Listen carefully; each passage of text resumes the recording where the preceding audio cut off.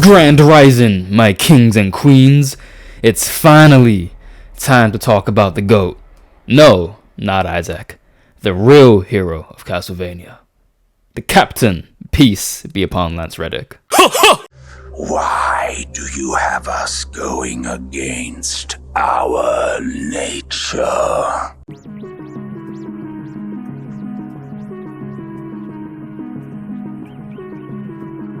I may have been on my own too long.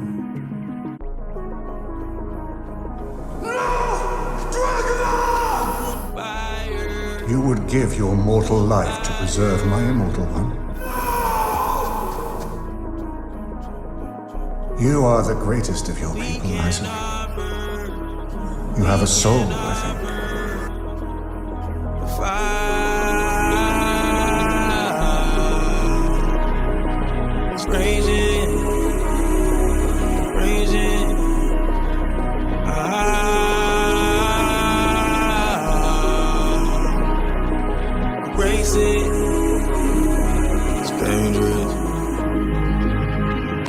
I didn't think someone I used as an avatar would actually spark a lot of interest to have a video dedicated towards him. And while he is one of my favorite characters in fiction, I never had much of a reason to make a literary analysis on him. UAV online. However, since it's been a long while, since I've talked about something in a more positive life, understandably, I thought it would be a nice treat to both myself and to y'all to talk about the character that this channel is infused with, that being the legend himself, Isaac from the animated Netflix show Castlevania. But here's the twist. I'm not just going to talk about Isaac and why he is such a great character and well written and the best character in the Castlevania show, but I want to make a statement. The statement being this: I strongly believe that Isaac from Castlevania is not only the best black character we've seen in a minute, but one of the better representations of a black character done right in animated fiction without pandering to white or Asian society. Now, since this is a pre-recorded video, I know y'all heard me the first time, but I'm gonna say it again. Yes, he's the best representation of a black male character we've seen in an animated fiction piece in a very long time, if not ever. Especially given how the original Isaac isn't even black, which is something that's very important. Hence why I assert the claim that Isaac is one of the better representations of a black character in animated media, and why it's going to be significantly hard to top him post the ending and conclusion of Castlevania. But where does this gauge come from? How can we really evaluate one black character versus another one? And how can there be some form of objective measure? Surely me viewing Isaac as one of the greater forms of representation of black characters is purely just based around preference and doesn't have any sociological or psychological implications behind it.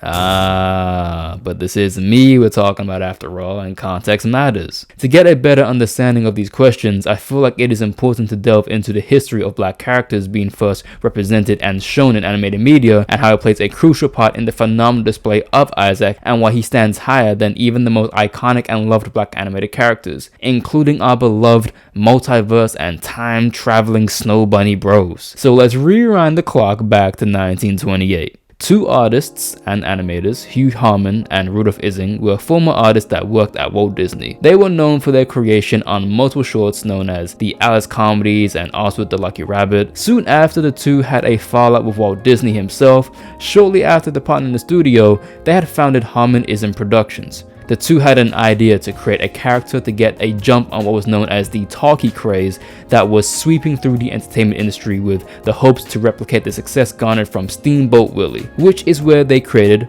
Bosco, a character that first came into conception during Harman's time at Disney post the success of newly created character Mickey. This was the age where there were very expressive and fluid looking anthropomorphic animals being first introduced, and Mickey was really setting the stage. On May 29th, Harman and his crew produced their first short called Bosco, the Talk Ink Kid, played by Rudy Ising, drawing the Bosco character coming to life and, well, talking back to Rudy Ising. He was voiced by Max Maxwell, but sounded like this. Well, here I is, and I sure feel good. Oh, you feel good, do you? Yeah, I was just out of the pen. All right, now that you're here, what? You can hear it. He didn't really sound like how people like Rudy or Harmon look. Now, remember how I mentioned these were anthropomorphic looking creatures? Despite Bosco not really being an animal, which he wasn't, he kind of resembled a certain animal. And guess what he does when asked by Rudy, "What can you do?" You guessed it. He starts tap dancing, whistling, and starts singing while playing on the piano. Now, a few skeptics may believe I'm reaching for straws. I don't know how, but they are. But you have to remember, this was coming out when the minstrel era was black representation in plays and production was largely done with blackface presentations and very racial caricatures of African culture. And as we see, unlike Mickey, Bosco wasn't an animal. He was a kid. After producing the test film and showing it to the investors and producers, Harmon Ising sold Bosco to Warner Bros., where he was actually the very first recurring Looney Tunes character. Nah, not our boy Bugs Bunny, as he was initially named and copyrighted as Negro Boy. That's why he was tap dancing and singing and soft shoeing around, because he was made to reflect racial stereotypes. He was a product of the times and the society he was in, but he served as the benchmark for how we would see black people depicted in animated media. With him being the first, and recurring at that, Looney Tunes character, it is natural that it would further perpetrate the idea of black representation during the height of the vaudeville theatrics and find its way into animated media. There's even an episode where Bosco runs into an ape, offers the ape some gum, and they start dancing and making music with the gum in their mouth, and it turns into a whole thing.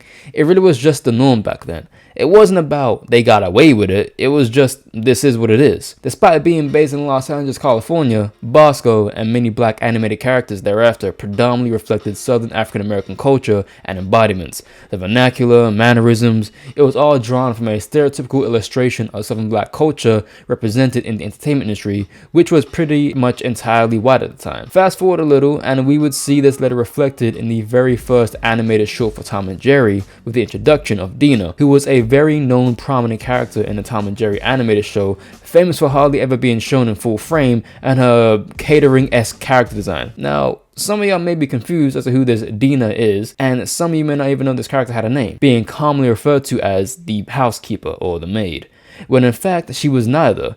And that's because while she was never officially identified in the show with an identity or description of her occupation, the imagery was enough to create that association. In fact, she would actually be later classified as Mammy Two Shoes, which is just all types of wrong, but that's who she was referred as. However, the truth is, she was never actually called Mammy Two Shoes. The name originated from a Disney model sheet for a character in a cartoon known as Silly Symphony, but an article in Film Comment had inaccurately identified Dina as Mammy Two Shoes in 1975, and while the author of the article apologized, the name had already caught wind and became a commonly known moniker for the character. That being said, I'm going to be referring to this character as Dina moving forward. Dina, who, just like Bosco, was a very racially suggestive character, title aside. More commonly known than Bosco, however, she was only identified by her mammy-like features. If you don't know what a mammy is, it's basically a stereotype that depicts dark-skinned women that worked within the health and care workforce during slavery, usually nurses, carers, and other domestic workers. Typically, they were associated with dark-skinned older women who were above average weight. Beyond the appearance, she would also have a specific language choice within the script to further enforce this stereotypical narrative. While she was played by Lillian Randolph, a well-known actress and singer at the time, it didn't stop or prevent the criticism MGM would catch at the time as time went on for having such a character played in animated media. Have you seen a no good cat around here? No, ma'am. I ain't seen no cat around here. There ain't no cat, no place, no house, no ma'am.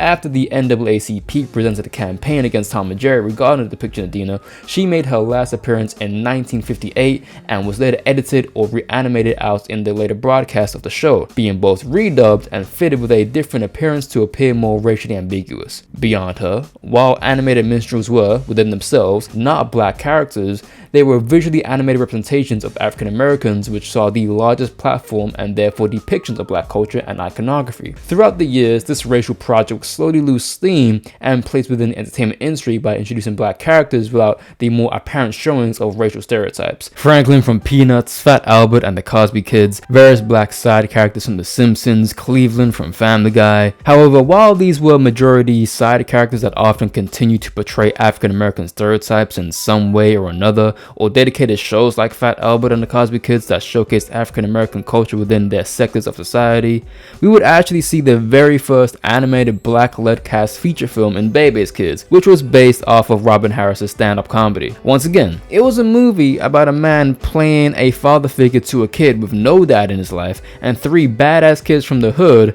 that were misguided due to their environment, and the lead female role was that of a light-skinned woman, whereas the two antagonistic women were dark-skinned.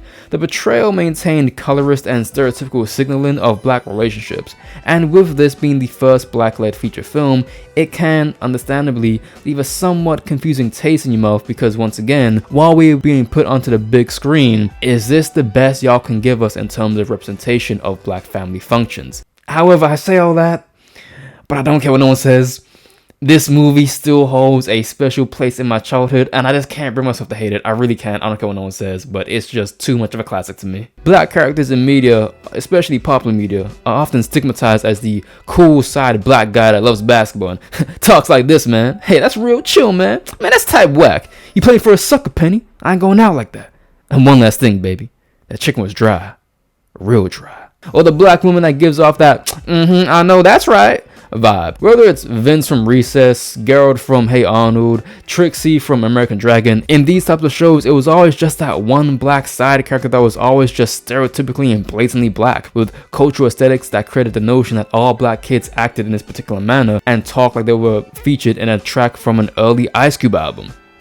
Come on now, y'all know the song I'm talking about, sing it with me. This would later develop where we would see a variety of black depictions of these characters, like the iconic muses from Hercules that were the soul sisters singing that gospel truth, Hermes Conrad from Futurama who was Jamaican. The side characters of these shows usually had a certain idiosyncrasy to them that made you remember that they were that black character from that one show because they were written like this. Now, well, we have these standalone shows like Lil Bill that was a lot more wholesome and bittersweet with its presentations of black familyhood, community, and messages that would resonate with younger black children. They weren't in overwhelming prevalence of how we would remember the aforementioned characters, or a Static Shock, or a Proud Family, which stuck a larger audience and who black teens growing up would feel a lot more connected to. This feeling of connection is something I'm going to touch on a little bit later in the video, but it's very important to note that one of the reasons we feel so strongly towards these black animated characters growing up, hell, even black characters in general, was because they were kind of all we had to relate to on screen, and they were always tokenized, pushed off out the way from the lead non-black character cast, which were always seen as well more rounded, whereas we were just the cool, funny, and gimmicky characters that a white person would see and would catch you at school the next day and be all like, hey yo Redux, you remind me of this one black side character. Hey Redux, you remind me of this black character. Hey Redux, did you know you're black? There's a black guy in this show. Do y'all know each other? Sorry about that, my childhood sprung out of nowhere, my bad. Wait a minute, my childhood is actually telling me something. Let me tap into that frequency. In psychology, every person has this thing known as a schema. Schemas are outlines, frameworks if you will, that model and identify our reality and our network of information that we use to make sense of our world and the things in it. They help us interpret and sort order into an otherwise fractured and even meaningless fragments of information so that we can better contextualize said information, which aids our cognitive abilities of reasoning and deduction. Additionally, schemas are not based in an objective reality or a positivist view of society, but they're more like pictures in your head used to identify said world, which you can bring together to arrive at some conclusion in regards to what you're perceiving. This is also linked to stereotypes that we have about certain people and things. There have been multiple research studies that correlate our perception of the world and how it links directly to what we see on TV and in the media, especially as children where our cognitive abilities are still developing and we base the information of what we know from, more so, what we see as opposed to what we read, despite research showing that reading enhances a child's comprehension and retention of information presented to them, whereas watching videos boosts engagement and motivation. Hungarian sociologist and Professor George Garbiner theorized that heavy and prolonged exposure to TV and media ultimately shapes a person's perception of the world. It creates an association from what is seen, both in fiction such as cartoons and non-fiction such as news broadcasting, and then ascribes it to the real world. What further enhances this is if the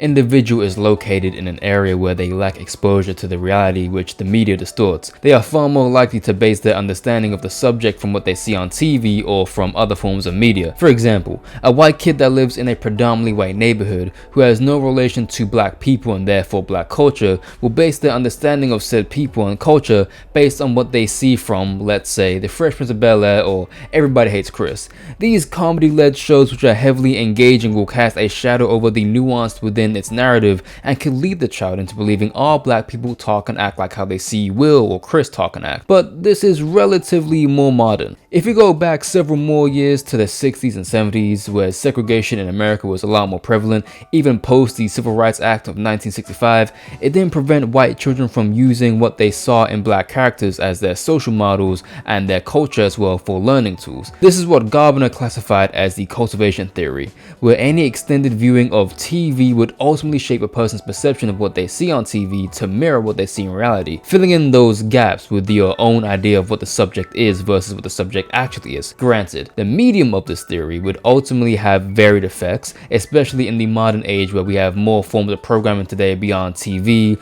and we have a diverse range of electronics which can project detailed and more targeted information with smartphones, TVs, computers, so on and so forth. Once again, this isn't to say TV and or other media was a complete method to dictate someone's reality unequivocally, but with the additional taught racism and classism pushed forward by society, it further reinforced the notion. In other words, the more we would see of this, the more we would think of this, even if these two things are not similar in the slightest. Hence why, when we look back at these shows retrospectively, not all representation is good representation, as the mentality of these characters did enforce tokenized ideas of black individuals within a larger society, despite the attempts to be diverse, and the developing of the black man and woman being reduced merely as cool characters and the caricatures and not substantial characters at the time did not affect many viewers and many consumers in a negative light, because being cool is usually a positive connotation, especially when you know the stigmatism and how demonized we have been in media and just in society.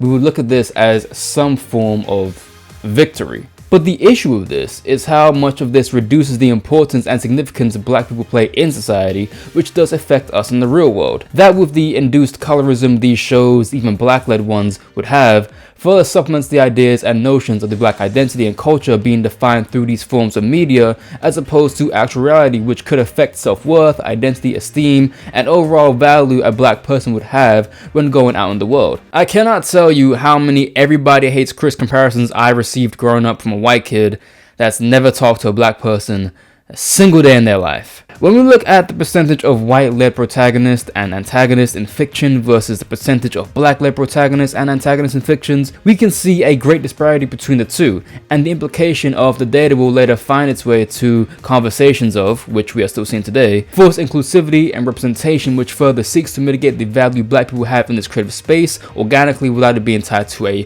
political critique. If you were old enough to remember the initial reception of the first Spider-Verse trailer, and I'm emphasizing if you were old enough because I saw a tweet by some kid saying they weren't even born yet when the first one came out, which just made me feel...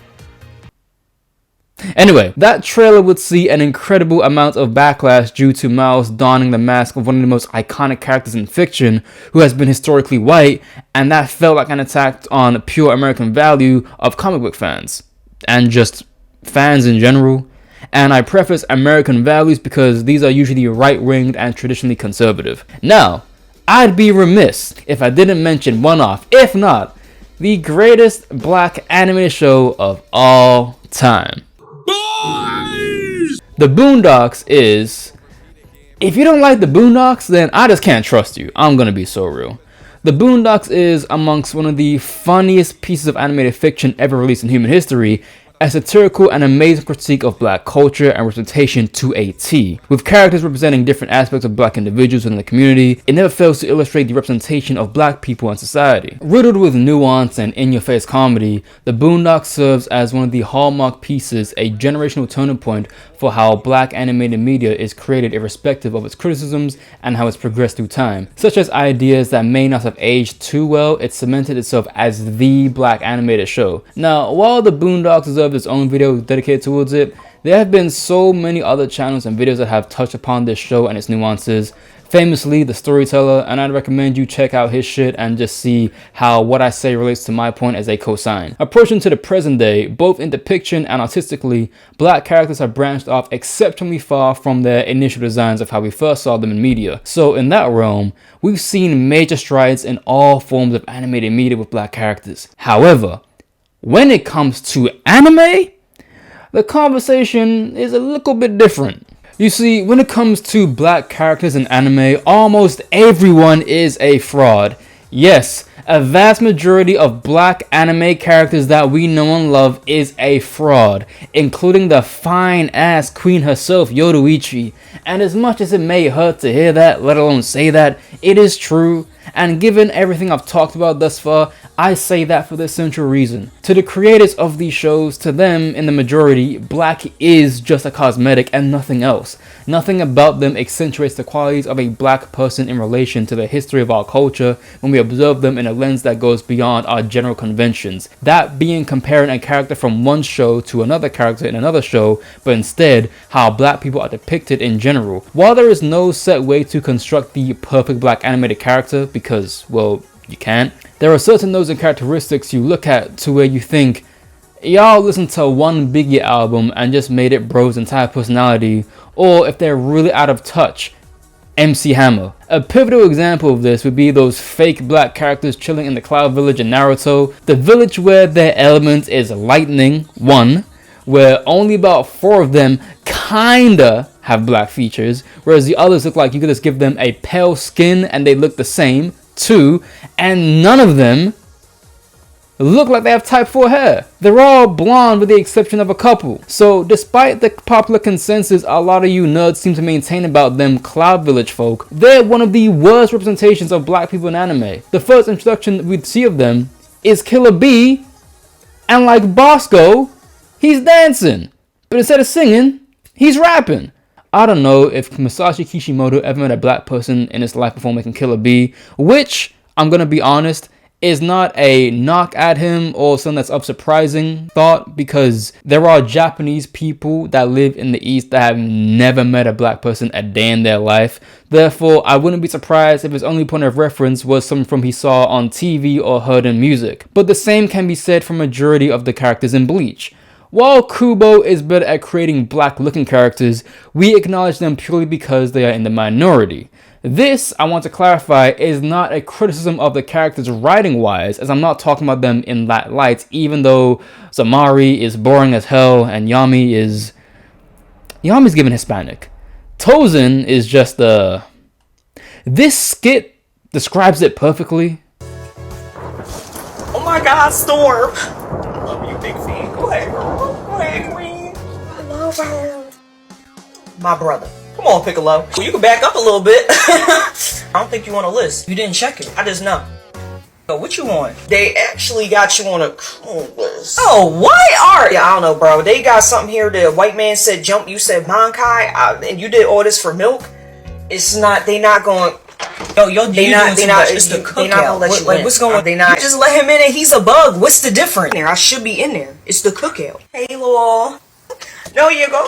Yo, what the fuck is going on? Jinbei, make sure them kids don't touch the ribs. The ribs is for the adults. Is he even black? I don't know, but he kind of give them Lenny Kravitz vibes, and he on the list, so. Alright, yo, whatever. Y'all bugging. Like, you should know. One of the coolest characters on the show. Like, why ain't I in there?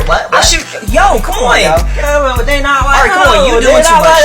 Yeah, you saw that, my brother. I haven't seen My Hero Academia past season 2, but Midiko, I mean, my dog, she's cosplaying as a snow bunny with white hair and she's light skinned. Like, what was he talking about, Black Queen? We can run down a list of anime characters who are and aren't valid within the stipulations that I will later explain, including my boy Dutch from Black Lagoon, who is valid because my man was up there with the revolutionaries in Burkina Faso, and the last thing y'all finna do is call Dutch a fraud. I mean, nah, allow it. Once again, this isn't to say these characters are bad, nor should we have an expectation to feel connected to them, but we shouldn't feel like we have to just because they exist in the minority of a medium that we love. If you do, that's dope, especially nowadays as we see more black voice actors take on more roles, which we love to see. But the point is similar to the one I made earlier in the video. We're so used to being sidelined getting any type of spotlight, it seems to eradicate how we appear in these shows. And I'm talking about where their blackness serves no narrative purpose in any way, shape or form. Now, to the main point this whole thing is about. I want to first draw parallels between Isaac from the show and then Isaac from the Castlevania original games and the manga, and the significance blackwashing plays within the context of this particular story. I should note that I've never played any of the Castlevania games, but I did read the manga, so all research gathered has been from the internet and that book. Isaac's race is integrated in his story and narrative. Hell, even his accent and the religion he subscribes to, Sufism. It isn't something that's forgotten upon or lost upon, as there are characters in the show that remind him that he is beneath them due to his skin color. Two of his crucial turning points came from when he first killed his slave master, and the second when he turned on them boys who tried rolling up on him and turned them into his own personal night beasts. Off the bat, we see this very interesting parallel between slave turned master of creatures that were created to serve, but how Isaac deviates from this very construction is another notch to the craftsmanship of his character that we'll dig into much later, as he does not treat his night creatures as slaves at all. Isaac is smart, tactical, intelligent, insightful, bald, introspective, and adaptable. He is fully capable of acknowledging the perspectives of those around him, how they affect him, and how he, through consequence, affects the world. He is a hallmark character for someone who appeared to be purely focused on a goal that wasn't originally his, into someone who developed an awareness of the world and the people that inhabit it. In stark contrast, the Isaac from the comic and video game,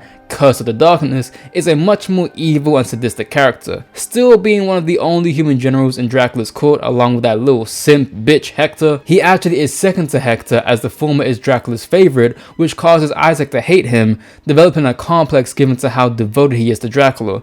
Where Hector later abandons Dracula, Isaac wants to use Hector's body as a vessel to resurrect Dracula. The primary ambitions of both iterations of Isaac are vastly different, to the point where you can't really compare the two of them because they are in every single sense different. One is obsessive on people and the other is determined by a collective goal. One wishes to bring Dracula back, one realizes that Dracula wasn't the exact messiah Isaac platformed him to be, and believed it is best that he stay dead. One finds death, where the other one finds life. Given the nature and writing of the show, this rendition of Isaac not only fits perfectly well within the themes and content, but he is the most well-suited and designed agent that helps evolve the narrative into one where all characters are, one way or another, affected by his decisions. Isaac from the video games lacks that philosophical intrigue and social curiosity of the world. He doesn't find it to be a concern to him outside of his motivation to bring back Dracula and claim his revenge back on Hector, who had betrayed Isaac and Dracula. He's a lot more arrogant and tunnel vision without expansion, a true devotee to his master through and through, as he was the one who initially sought out Dracula, as opposed to Dracula seeking out Isaac in the animated show. Their designs are also fundamentally different, with the video game counterpart donning on the attire that you'd find in a rich white billionaire wearing in one of his little basements at the crazy sex parties that are all just disgusting and gross, whereas Isaac from the show wears the traditional Forge Master uniform, accompanied with a tunic that is black in the first 3 seasons, and later changed to blue in the last one. These changes don't only factor into Isaac's dynamic character, but how these changes influence the rest of the world in Castlevania, and how they should influence how race swapping in media should be. Once again, when you decide to take a white looking character and make them a different ethnicity, they embody a new identity that goes beyond the character, far stretching into their culture and history. In most cases, these things aren't given greater context within the story, which in itself isn't actually an issue if the content of the story is one which does not hinge on the fact that insert character needs to be played by that particular race or ethnicity. Valkyrie from Marvel is originally white in the comics, but Tessa Thompson plays in the movies. A change with her race plays no significance into her character. Ariel from the live action Little Mermaid movie, which doesn't play any narrative significance, but didn't make sense because her dad was Javier Bardem, who's Hispanic with interethnic racial children, but I mean, look, this doesn't really matter at all. The Domino from Marvel was Zazie Beetz in Deadpool, and Deadshot was Will Smith and Idris Elba in Suicide Squad movies. Tommy and Joel Miller, who are white in the Last of Us video games but are Hispanic in the show. Maria Miller from the same show, who was played by Ruthina Wesley. Even Joel's daughter she's hella light-skinned. Wait, hold on, wait.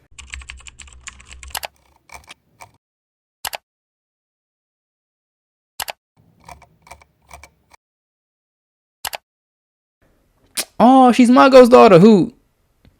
Wait a minute, she's been British this whole time. You get the point. These changes do not emphasize the racial change because it is not important to the narrative, nor does it alter the character or how they function psychologically. When these decisions are made to race swap the characters, usually when they have a non-white character played by a white character, the excuses seem to fall behind budgeting reasons, like when Movie 21, a movie based off of the book Bringing the House Down, which is about MIT students forming a blackjack team of card counters based on the real MIT blackjack team that were made up of students and former students that would use their skills to beat casinos. In the book, the cast is largely played by Asian Americans, but in the movie, the cast was replaced by mostly white Americans. When this sparked controversy behind the change, the producer, Dana Brunetti, said, "Believe me, I would have loved to cast Asians in lead roles, but the truth is, we didn't have access to any bankable Asian American actors that we wanted. If I had known how upset the Asian American community would be about this, I would have picked a different story to film." Ah, right. Bankable. The movie had a budget of $35 million. Now, I'm not going to give you a very accurate guess or run some speculative mathematics, but this is when Kevin Spacey, during the 2000s, he was one of the higher paid actors during that time, earning no less than a few million per role. The leading role in Ben Campbell was played by Jim Sturgis, who before the movie had only had one lead role prior to the 21 film in Across the Universe, which flopped, and 3 other movies where he didn't have a major role. So your lead role was led by an actor that wasn't bankable. To give greater credence to Brunetti's weird lie, Guy Alki, the founding president of the Media Action Network for Asian Americans, reported he had a sit-down with Brunetti back in 2005, 3 years before the release of 21, where Brunetti said he did not care for realistic ethnic casting and only wanted the best person for the role. See, race swapping will always be inherently political, even if it's not the desired intent, i.e., to make a statement, stand for inclusivity, granting more opportunities for people of color. All these previous reasons are political. I find it hard to believe that this is the pure reason. Star power does serve as a powerful marketing tool to arouse interest. Therefore, while this is no official explanation from the directors themselves as to why they decided to make the Isaac Black and the Castlevania animated series, we can speculate that it was a decision based on the direction and an adaptation of the source material, as it is not a direct one-to-one translation of said source material. Therefore, making Isaac's original motivations incompatible with the new story. Additionally, given Isaac's backstory, it further validates his misanthropic justifications for the eradication of all humans. Overall, the race swapping in this instance serves as a functional point to both the narrative and the character of Isaac. So with all that out of the way, what makes Isaac such a superstar highlight amongst an already amazing cast with the likes of Trevor, Cypher, Alucard, Dracula, and Carmilla? For starters, we must give praise to the voice actor Adetokunbo Mkalmak, who did a phenomenal job at bringing the character to life in the English dub. He nailed the emotions, development, and growth of Isaac to a T, and it helped really display his qualities. We should not forget the talent when we see the talent at display, and we should always be appreciative of it. When we are first introduced to Isaac, we see him as one of the only 2 humans that are part of Dracula's War Council. Not only that, they're the only 2 Dracula trusts the most out of everyone because they're humans. However, while Hector has a more childlike naivety towards Dracula's great ambitions, surely being manipulated by the likes of Camilla and Leon, Isaac remains grounded in his personal resolve to exterminate all the humans. But he's completely an agent that lacks autonomy or ambition, at least up until he meets a certain character. He's a man with a vision and a sense of self and respect, a strong, disciplined determination to see his task through. One of the defining characteristics of Isaac is his devotion to Sufism, which is a more spiritually and mystical emphasis and stronger pursuit to build a personal connection and understanding with God. In the practice of this, alongside abstaining from drugs, alcohol, and promiscuous avenues that stray from the path of his Islamic faith, but he also whips himself, which is something that brings him both peace and clarity. This is an interesting contrast from his past as a slave, where, as we know, being whipped was not only an extreme, dehumanizing punishment, but it was also a way to discipline slaves. I felt there was a strong parallel between Isaac being abused by his slave master and then using that very tool to find stillness in his mind. And this is because I find Isaac's past as a slave and how he utilizes it not only to personalize himself, but to further mold and morph his misanthropomorphic ambitions compared to how we as black people perceive slavery in its real world historical context fascinating. Capoeira had originated from Angola and had been further developed in Brazil, which was disguised as a dance but practiced as a martial arts to break free from plantations and bondage both mentally and physically, being classified as social infirmity and was outlawed under the Brazilian Penal Code in 1890. Despite it being prohibited under law, it was still practiced by slaves, but, as stated prior, disguised as a dance. Cornrows, being intricate, creative, and intelligent methods of mapping out routes for slaves to escape the plantations, alongside signaling messages and mapping out the locations to find and locate food and supplies. The list goes on as to how slaves utilized their horrific circumstances. Slavery and colonialism, despite its bleak and misfortune, unites black people through this context of a common struggle. In comparison to Isaac, he sees it as another reason to validate his hatred towards humans as vile, vindictive, selfish, and evil individuals, no matter the race. The same tool that brought him pain now brings him peace. And honestly, I'd argue a reminder to who he is and always will be to the rest of the world. This may also be a reach, so take this point with a grain of salt, but that dehumanizing aspect might also look to be a subconscious method of Isaac employing to further disconnect himself from the rest of humanity. As I said, to break that tether that he was treated less than a human, and that brings him catharsis because of his disdain towards them. I back this further for when those bandits rolled up on him on the desert, and when the leader said only he and his friends matter and referred to Isaac just as meat, we see Isaac smile in the most mischievous way and ask, "I'm not human," despite the leader not equating those sentiments at all. However, when we transition into the third season, which in my opinion is the best season for everyone except Alucard, who was sidelined, we slowly see this progression of Isaac's philosophy change. We see it adapt due to three key interactions.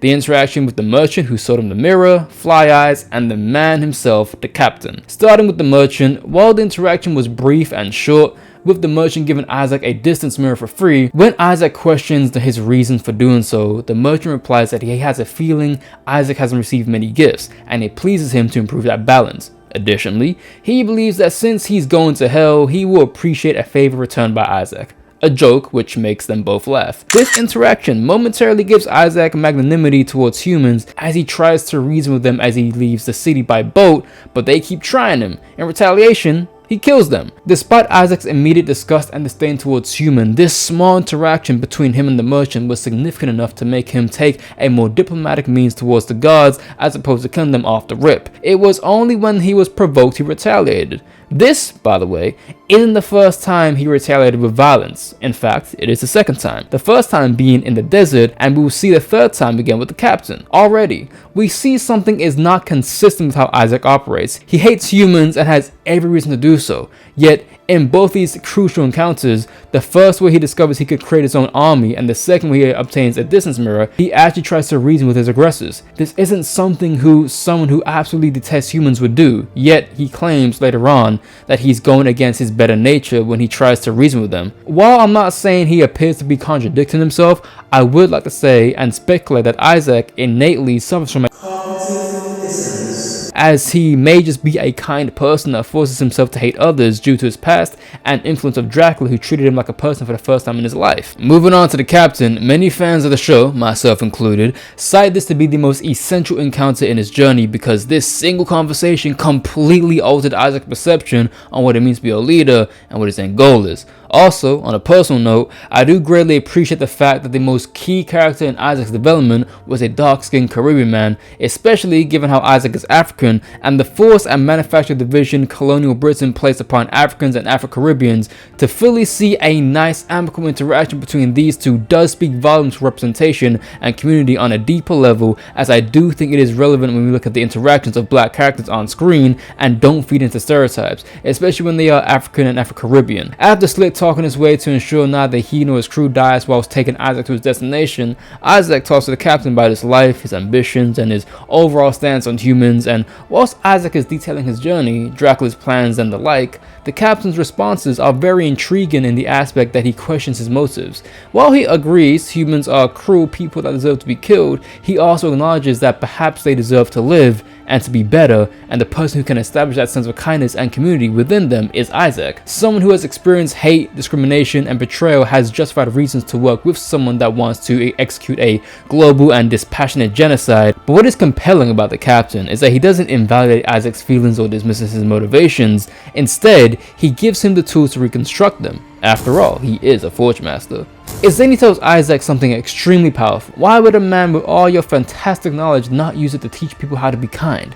By consequence of your conquest, you do become a leader, and like the captain said, he already is one by nature of how he is commanding an army of night creatures. Isaac, as we see him to be, is calculating, smart, methodical, but open-minded and wise. With these characteristics, the captain was right. Why play second fiddle in someone else's story? Furthermore, why carry on their dream when you have the ability to craft your own? Perhaps better. It provides him with a perspective. While yes, killing all humans would end human cruelty and anguish, but you would also bring an end to human kindness, joy, and love. This conversation enlightens Isaac to understand that he does have agency. However, even then, Dracula introduced this concept to him by taking the choice away from Isaac to sacrifice himself and to have Isaac continue living. When you tie these observations together, you see that it does build Isaac's identity and how he views himself and compares to the world. The only time we see Isaac express genuine emotion and distress is when Dracula, his master, saves him from the invasion. This is very interesting because we see once again these servants stress so much genuine concern and gratitude to the point of sacrificing their life for their master,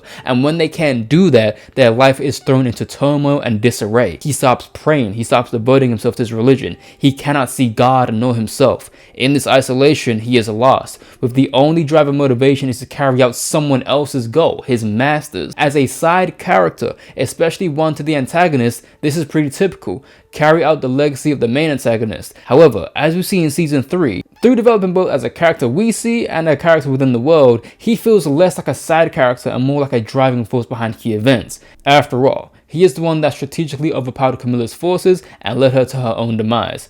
Lastly, in his 2 interactions with Fly Eyes, when they first talk, Fly Eyes has given him a very haunting detailing about his life as a human before he was killed, how his teachings and words as a philosopher were a sin in the eyes of man, but woke up in hell because he found pleasure in sinning and selling people out. But how Fly Eyes phrases it is very intriguing.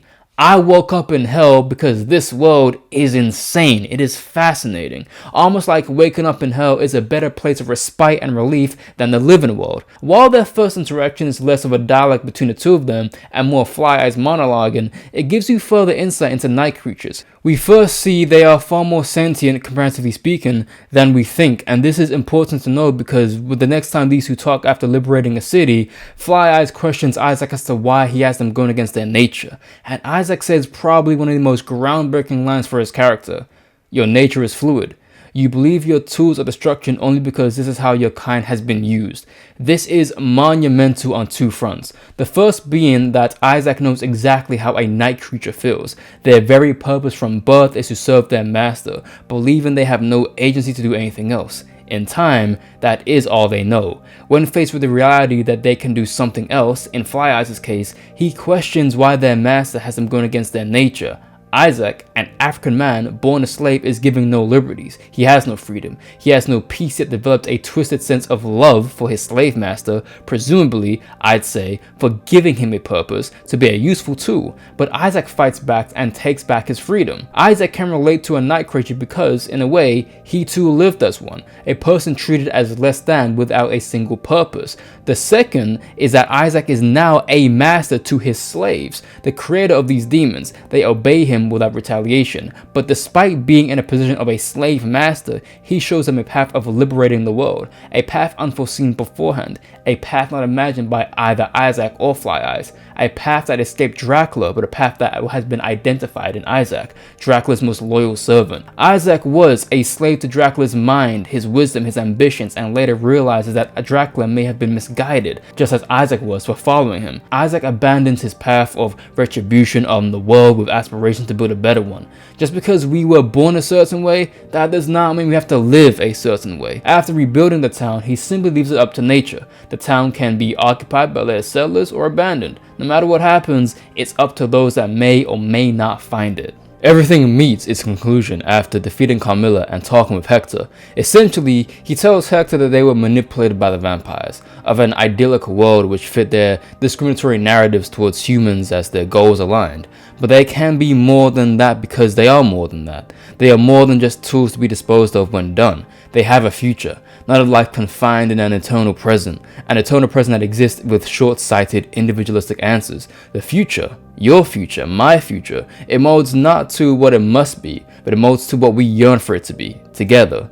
This idea finds itself in Isaac only after he's experienced years of pain, manipulation, and illusionary living under the notion of who he must be for other people and not who he wants to be for himself and what the world can be. The tool he uses as a forge master is a knife. Its purpose is to cut and kill, but not build and construct. It is the personification of his chosen instrument that he feels he must enact on the world. However, at the end, when he talks to Hector about building a better world, he picks up a hammer, the tool Hector uses, which, at first, he had a much more idealistic fantasy about bringing the end of humanity to. But through his own interesting internal journey, Hector desires to reconcile with Isaac and bring Dracula back to finish off what they started. The two switch, their goals switch. Hector seeks to reclaim his identity as a tool, whereas Isaac seeks to abolish it and liberate himself from such bondage. The symbolism of him picking up the hammer ties it back to what he said to Fly Eyes. You can use a hammer to build a house or crack a skull.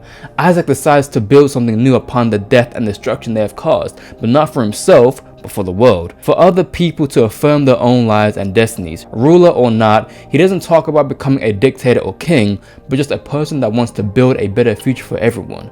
What we see in Isaac isn't just some side antagonist turned into some revolutionary hero, but we see a man who re-identifies himself and what the world tells him time and time again, that he is a slave, even under Dracula, who, despite not being a human, treats him with compassion and respect, still uses him and his skills as a means to an end. No, we don't just see a man discover himself and a newfound meaning in life. We see a black man who decides it is better to build a better world as opposed to existing as a side character in someone else's. A world that must be reconstructed from the ground up, not for himself, but for all people. A man who has every single reason in the world to destroy it now seeks to lead it. The beauty and the impression the captain left on Isaac is even more telling when we see him squeeze a lime into a cup of water and then drink it. The same lime water the captain offered Isaac on the boat, and when he asked for more, the captain replied by saying, "And you shall have it, Isaac the Forge Master. My gift, given freely." And in response, when asked about what he wants, Isaac tells Hector that he, for the first time, considers the future. He thinks about tomorrow. He thinks with a better sentiment of peace and liberty and not destruction.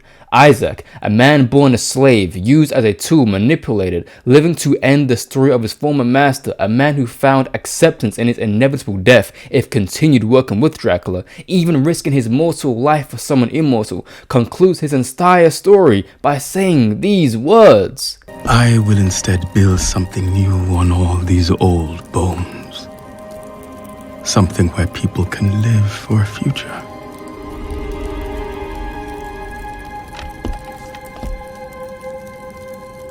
I'm going to live. You can't make this shit up.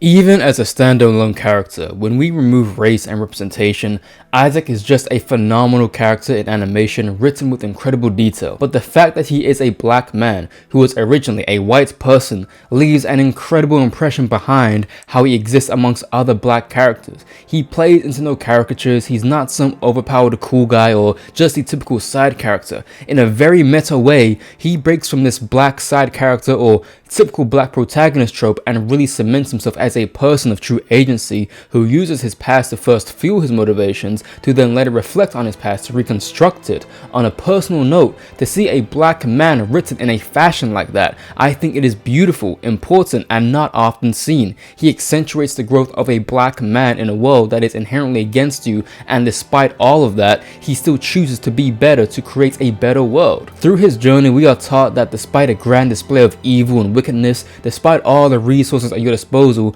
you have the choice to be kind, to be better, to both learn and teach, to use history not as a means to react, but as an opportunity to respond. And given our culture and our history as black people, where it is easy to react, we respond for the betterment of the collective, not just for the present, but for the future. Similar sentiments those before us have fought and died for us, for everyone. That even in the circumstance to act on vengeance, we should respond constructively and with coordination. Therefore, while there are so many incredible black characters in animation, I see Isaac as a pivotal standout given the history of black representation in media, animated or not, where he is not sacrificed to advance the development of his European cast, but instead elevated the most amongst them all without having to give up his fundamental components that make him spectacular. Isaac isn't just a great character that just so happens to be black, but he is a great black man as a character, and that's what makes him special. I am interested in building a way to live. Beyond identity, he pillars the growth, turmoil, and development we have seen in media as side characters and caricatures and dismantles it all. He breaks the conventions of our worth being tied to something or someone and instead creates his own importance in the world. That growth is not linear or easy, but essential for a greater perspective. To not exist as tools for the ambitions of other or a greater power within that society, but to exist as people to nurture a future for us all to build and thrive in, filled with light, compassion, and kindness. You could be better too. And human cruelty, yes, but and human kindness too. No more jokes, no more gifts, no more surprises. Why would a man with all your fantastic knowledge not use it to teach people how to be kind?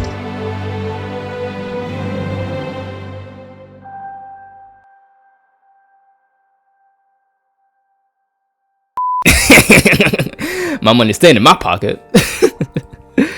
Nah, but thank y'all for watching the video. Thank y'all for making it to the end. To prove that you made it to the end, usually, I ain't done this in a minute, but a Redux reference, instead of putting it into the next video, put it into this video. And this Redux reference is gonna be explain a time where you could have reacted to an event of aggression and anger and rage, but instead set it with a much more diplomatic approach.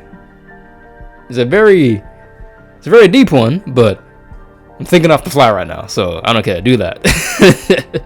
But that's only if you watch this entire video. Thank y'all for, I think I already thanked y'all. I'm rambling. This video was on the back burner for a minute because a lot of people kind of requested it, and I didn't think it was gonna be something that y'all was gonna be interested in seeing, but I had a lot of fun writing it. In truth, to keep it a buck, right, this video was originally gonna be like 21 minutes long. It was only gonna be like, what, 7 to 10 pages, but then I was like, nah, there's more shit I get to say about it. I won't do this again. Like, there's a lot of things down my mind about certain things as well, and I gotta make a very big point, I gotta contextualize, and then I ended up making like 21 pages of writing. So I enjoyed it every step of the way, though. I'm lying, I didn't. I enjoyed like the last 5 seconds. I enjoyed making the montages because I don't think I've put any montages in my video in a minute without it being restricted. Anyway, enough rambling. Next video will be out when it be out. I've learned my lesson. I ain't doing that again. I flew a bit too close to the sun, but hey, yo, I got the wings to go ahead and soar through. But yeah, I thought I'd talk about something a lot more lighthearted because it's been a little bit more, not bleak, but the subject matter has been more negative, so to speak. So, as I said in the beginning, might as well tip that balance. But now we're going back to get some people in the crosshair. Best believe that. But ain't nothing to say. Thank y'all for watching one more time. Thank y'all for your patience. And yeah, I'm gonna catch you on the next one. Back to the shadows I go. Peace.